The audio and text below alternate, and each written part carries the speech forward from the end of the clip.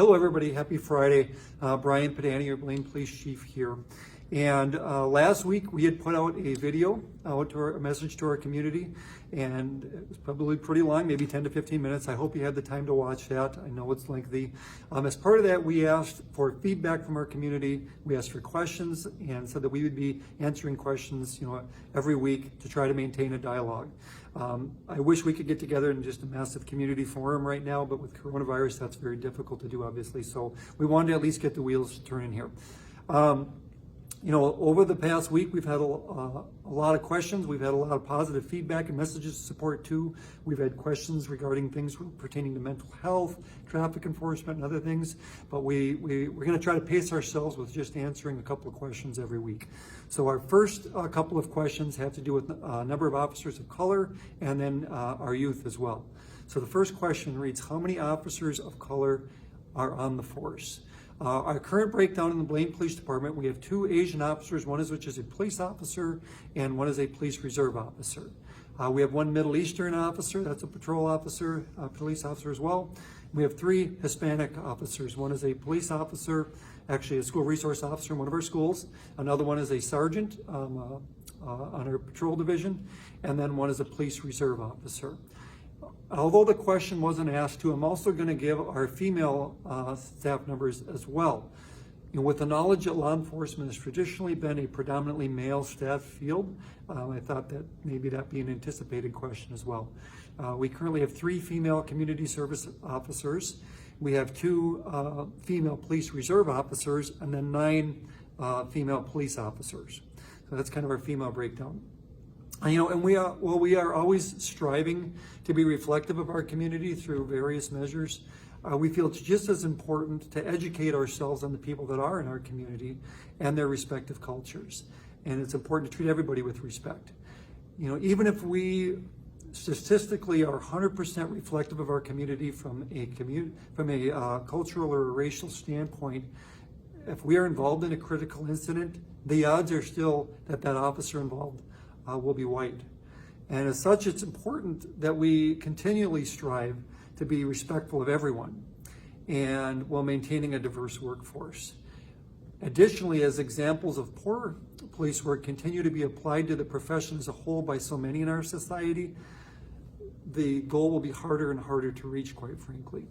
We additionally don't want to sacrifice the quality of our staff or the character of our staff simply to be diverse. We want to hire and retain those with integrity and character who are vested in the health of our community and treat everybody with respect.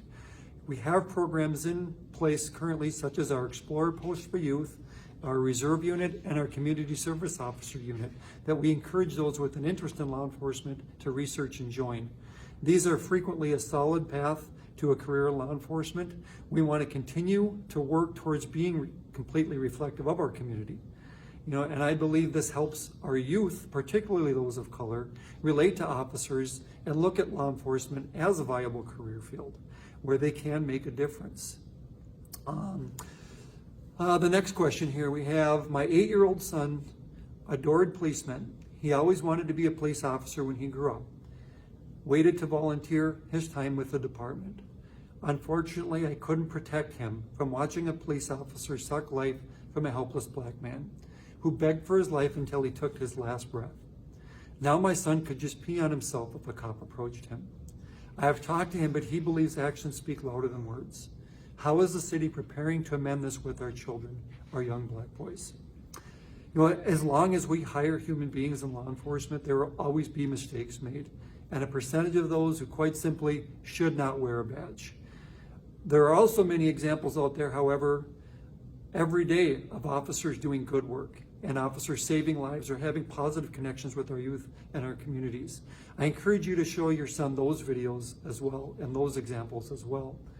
And specifically, what are we doing in Blaine? We're always striving to make and improve connections with our youth. We have programming designed to enhance connections with our youth in our schools and many existing community outreach programs that we currently have and have had in place, and I outlined many of those programs in the video last week if you haven't had a chance to watch that. But we're also looking at what can we do to improve our programming and improve our connections. An example of that would be our youth community outreach trailer. This is something that prior to COVID we had already begun planning and fundraising for, but because of the coronavirus pandemic, we kind of had to put a hold on that due to the financial state of affairs with our businesses and with many residents in our community. So we kind of put the hold on that, but that is something we're still planning on. Our officers in their daily travels are also actively involved with patrolling and connecting with our youth and their everyday patrols, particularly those youth of color. Examples of this include like our increased presence at Lakeside Commons Beach this summer that we've had, and then just out meeting with youth in their daily travels. You know, if you look at our pages, or I get feedback every day of things that officers do, like stopping out and playing basketball with kids in the street, doing different things just to try to connect with youth in their travels. And I think that mindset and that proactive presence is every bit as important as enforcing traffic on our roadways to keep our community safe. So those are some of the things that we're currently doing and that we plan to do in the future. I also, if you have a child or a teenager, whatever it may be, that may have had a negative experience with the police or have a negative perception of the police, don't hesitate to contact us, and we can try to send an officer out just to make a connection and have a dialogue with your children as well and with your youth, to make them understand that we are human beings. We do want to make a difference. Sometimes we have an ugly job to do, and sometimes we make mistakes, but we're human beings and we do want to help you. We do want to make Blaine the greatest place it can be. So thank you for your questions. Keep them coming, and we look forward to future dialogues. Have a great weekend.